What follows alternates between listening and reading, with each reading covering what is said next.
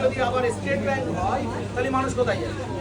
তখন বললো যা করেছে হাই অথরিটি, সেই জন্যে আবার একবার অ্যাপ্লিকেশান, যে অ্যাপ্লিকেশানটা আছে ওটা জেরক্স করবেন, করে আবার একটা আপনারা কী অ্যাপ্লিকেশান করবেন, কোথাও ব্রাঞ্চ ম্যানেজার আমরা অ্যাপ্লিকেশান করেছিলাম, আমি এত টাকা পাবো, আমার নাম আসেনি, আমি টাকা পাইনি, আমার টাকা দেওয়ার ব্যবস্থা। অ্যাপ্লিকেশান যেমন করবেন 30 তারিখের মধ্যে জমা দেবেন। আর সবাই যারা টাকা পাননি একটা মাস পিটিশান দেবেন ব্যাংক কর্তৃপক্ষের বিরুদ্ধে। যে জালিয়াতি আমাদের সিএসপি থেকে হয়েছে সেই জালিয়াতির শিকার আমাদের তদন্ত কমিটি করেছে। এই মাস পিটিশনটা দেবেন, এই মাস পিটিশনটা এখানে জমা হবে, সব রিসিভ কপি থাকবে।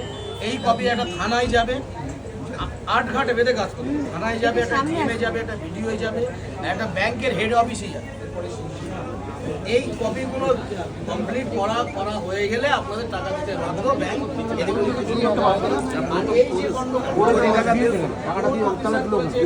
বলেছে তারে আমি দেখে ছাড়বো, এটা আমি আপনার বলতে পারি। আপনাদের প্রথম থেকে বলতে যারা কিছু পেয়েছে কিছু বাকি আছে তারাও যে আমি অ্যাপ্লিকেশন করেছিলাম, আমি 3 লাখ পেতাম, আমার 2 লাখ দেওয়া হয়েছে, 1 লাখ দেওয়া হয়নি, এই টাকাটা যাতে পায় তার জন্য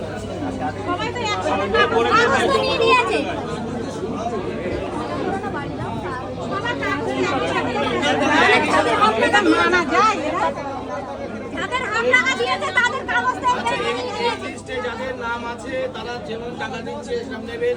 যদি পুরো টাকা দেয় ভালো, আশা করছি পুরো টাকা দেবেন। ব্যাংক বুঝে গেছে হবে না, ব্যাংক ভেবেছিল প্রভাবশালীদের বেশি নেতাদের টাকা দিলে আমাদের আর টাকা বেড়াচাপা ব্রাঞ্চ আপনারা জেনে রাখুন, এক সময় বন্ধ রেখেছিলাম, একটা করছে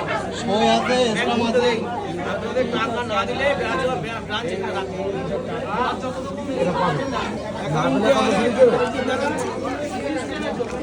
ও এইভাবে চিঠি লিখে সব এটা না, আমি তো যেটা জমা দেওয়ার যে স্লিপ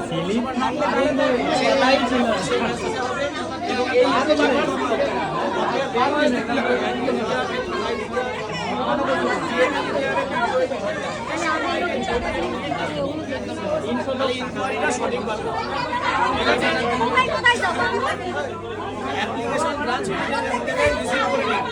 30 তারিখের মধ্যে দেবেন। কিভাবে অ্যাপ্লিকেশন করতে হবে আমি একটা নিচে গিয়ে একটা লিখে দিয়ে দিচ্ছি, সেটা জেরক্স করে সবাই দেবে।